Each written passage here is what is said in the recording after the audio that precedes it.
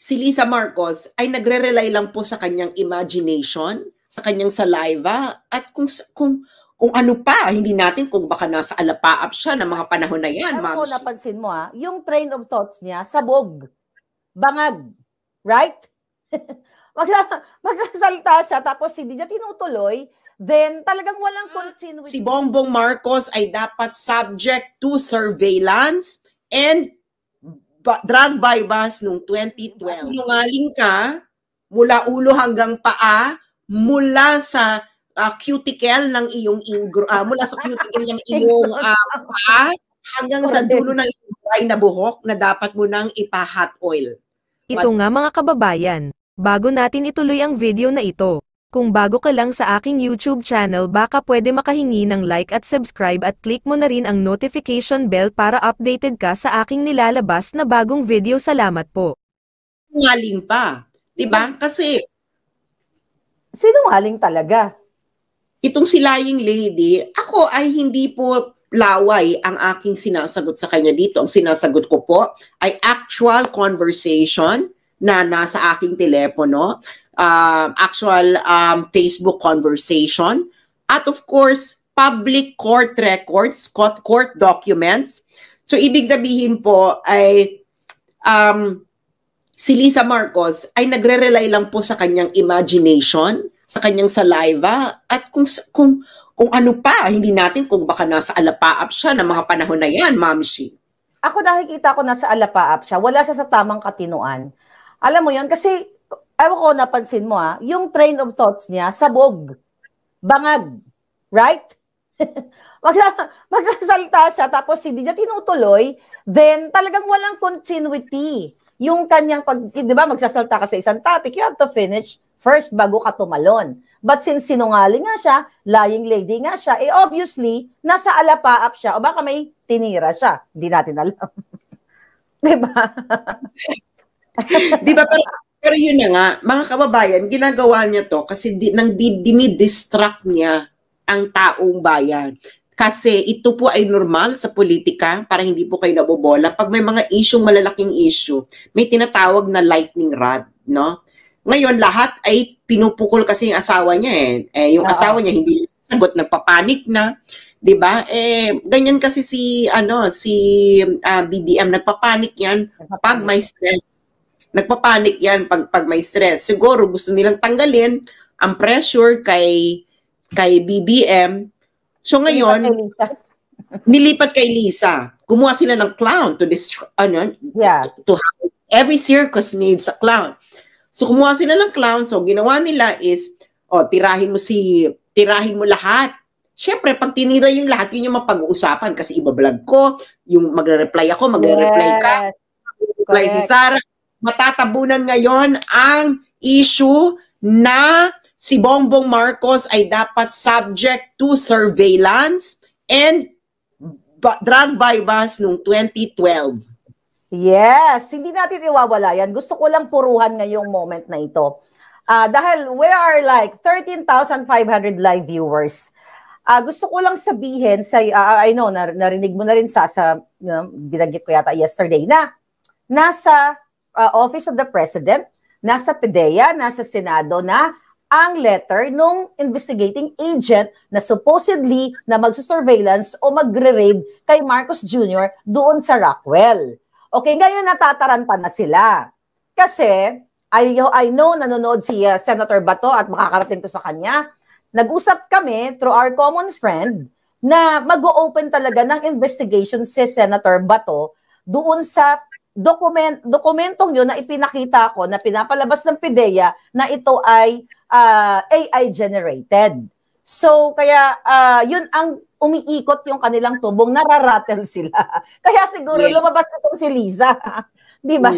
Lumabas ang bruha. Kaya naman, agawin niya eksena.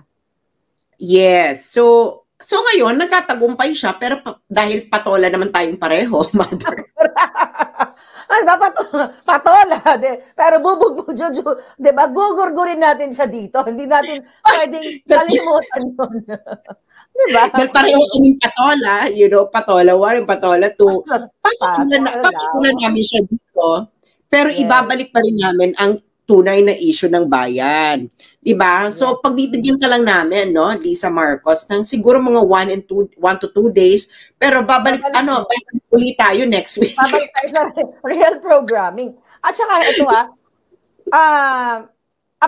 apektado siya sa salitang bangag.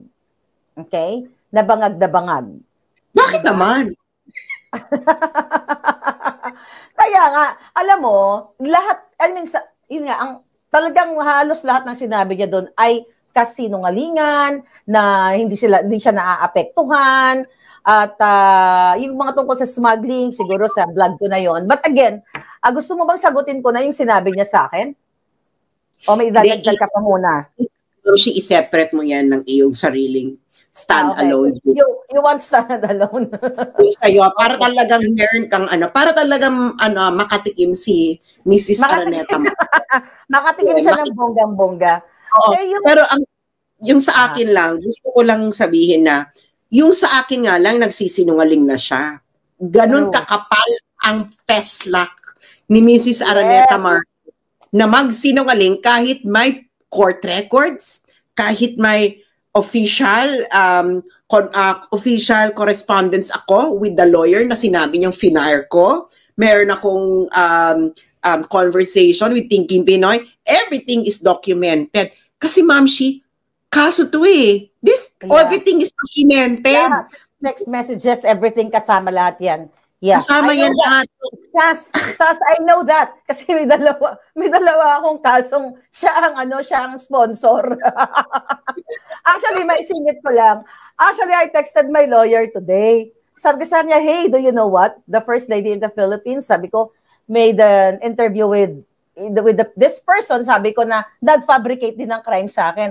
Sabi niya, that's interesting. Hindi siya makapaniwala sa akin. Sabi ko, just wait. I will transcribe everything and I will forward it to you. Sabi ko, maybe kailangan natin sa case natin. But anyway, kahit yung lawyer ko, hindi makapaniwala na siya ay nagpa-interview at ibinagsak ng pinakabagsak sa Kumunoy yung kanyang sarili sa lahat ng kanyang kasinungalingan. Di ba ma'am, kung ikaw, alam mo, ikaw, Mrs. Araneta Marcos, abogada ka pa naman. Magsasalita-salita ka ng ganyan, di sana sinamahan mo na ng dokumento, sinamahan mo na, ito finire niya yung abogado, ito yung ganyan. Everything is there, Mrs. Araneta Marcos. Wala, the facts are not on your side, lying lady. Diba? The court documents are not on your side. My correspondences with the lawyer na galing sa law firm mo are not on your side. Alam mo kung ano lang nasa side mo, Mrs. Araneta Marcos? Number 1, amats mo. Number 2, mga dilawaan na siguro nasa side mo na, no? Na hindi natin alam kung bakit alam mo, matindi kasi ang hugot nito ni Mrs. Araneta Marcos kung bakit gusto niya siyang mahalin siya ng mga dilaw. And I think it's for the future people, future tense. Mga sa susunod na panata, kung bakit gustong-gusto niyang mawin ang pagmamahal ng mga dilaw. Dilawan. Okay? Yes, and number 3, Mrs. Araneta Marcos, sinungaling ka. Walang tumama, isa lang ang tumama sa sinabi mo. Dalawa actually, na pro bono yung service mo sa akin at nagkakilala tayo. The rest ng sinabi mo, kasinungalingan, hindi ka mananalo dito, madam. Hindi sinasabi ka mananalo. Kasi kapapakita lang natin ng mga exhibit natin, di ba? Sinungaling ka, mula ulo hanggang paa, mula sa cuticle ng iyong mula sa cuticle ng iyong paa, hanggang sa dulo ng dry na buhok na dapat mo nang ipa-hot oil. Madam. Sinungaling ka. Wala kang pakialam, napakasinungaling mong babae ka. Okay? Diba? You said sa amin, bring it on. Ang masasabi namin dito, no?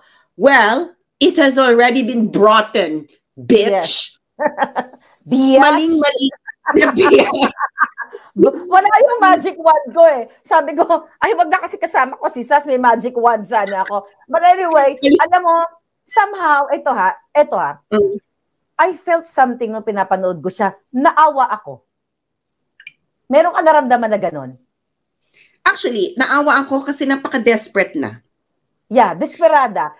Pero kung naawa ako, pero iniisip ko yung pang-kidnap niya dun sa 2 bata, yung issue sa pulburon, yung pagpapahirap niya sa mga tao na yung iba, hindi pa nga natin alam, lahat ng alam niya.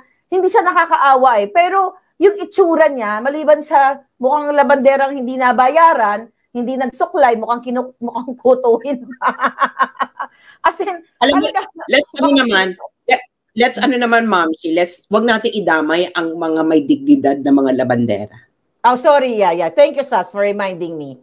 I did not intend to hurt their feelings. Yeah. But, yeah, sorry and thank you for reminding me. Ayun, para siyang ano na lang. Para siyang isa Araneta Marcos na dry. Para siyang, yeah, dry. Oo, tama. Diba? Napakasinungaling ito. Sabog. Di ba talagang, nagulat talaga, alam mo talagang, ito naman si Anto. May tinira? Yes, ma'am. May tinira? Baka alak at pinaghalong ano. Anyway. Well, siguro nga, no, nakainom or halo na kasi ito ng stress. Halo na ito siguro ng nakainom din. Yeah. Halo na rin ito ng hindi niya na malaman ang gagawin niya kasi lahat ng kanyang trolls are a failure, 'di ba? Pinatunayan lamang ni Mrs. Lee sa Araneta Marcos na siya ang tunay na ensign mother.